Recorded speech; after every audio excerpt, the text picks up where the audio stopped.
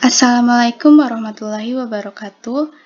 Nama saya Nunuk Setiawati Santoso, NIM 821318092 dari kelas C D3 Farmasi 2018 akan mempresentasikan materi tentang kimia analisis, yaitu titrasi asam basa.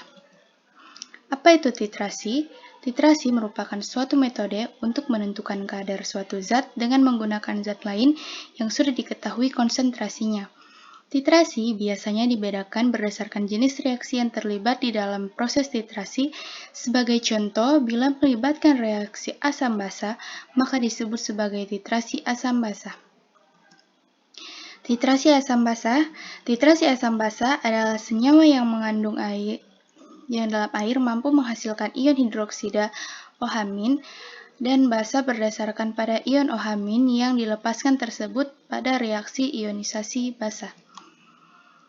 Menentukan titik ekuivalen ada dua cara, yaitu yang pertama dengan pH meter, kedua dengan indikator asam dan basa. Jenis-jenis titrasi, yang pertama reaksi asam basa, reaksi oksidasi reduksi, reaksi pengendapan, reaksi pembentukan kompleks. Apa itu reaksi asam dan basa? Yaitu penetapan kadar ini berdasarkan pada perpindahan promoter dari zat yang bersifat basa atau asam baik dalam lingkungan air atau bebas air. Yang kedua, reaksi oksidasi reduksi. Dasar yang digunakan adalah perpindahan elektron. Penetapan kadar senyawa ini digunakan secara luas seperti sterimetri, iodometri, serta bromatometri. Yang ketiga, reaksi pengendapan. Penetapan kadar berdasarkan terjadinya endapan yang sukar larut, misalnya penetapan kadar secara argentometri. Dan yang keempat, reaksi pembentukan kompleks.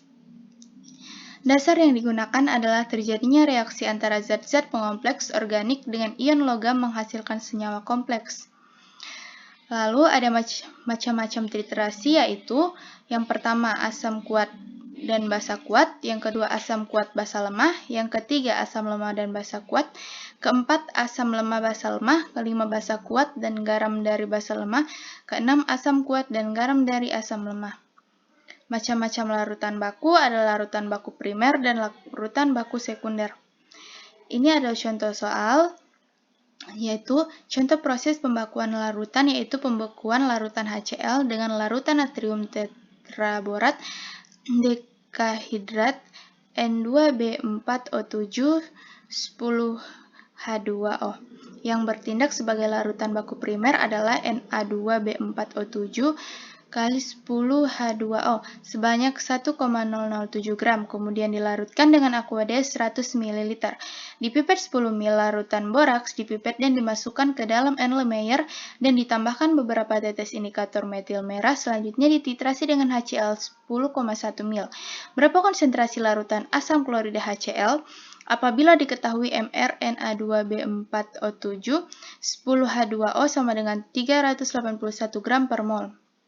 Jawabannya adalah mol Na2B4O7 10H2O sama dengan sebanyak 1,007 gram bagi dengan MR-nya yaitu 381 gram per mol, hasilnya adalah 2,643 kali 10 pangkat min 3 mol. Volume larutan boraks yaitu 10 ml. Reaksi yang terjadi adalah NaB4O7 10H2O tambah 2HCl menghasilkan 2 NaCl tambah 4H3BO4 tambah 5H2O. Mol boraks sama dengan V larutan boraks kali M boraks sama dengan 10 ml kali 2,643 kali 10 pangkat min 2 M sama dengan 2,43 kali 10 min 1 mol. Karena 1 mol Na2B4O7 10H2O sama dengan adalah 2 mol HCl, maka mol boraks sama dengan 1/2 kali mol HCl.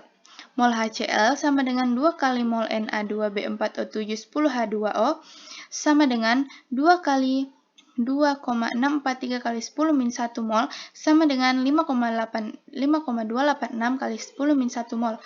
MHCl sama dengan 5,286 kali 10 kurang 1 mol sama dengan per 10,1 mil sama dengan 0,0523 m.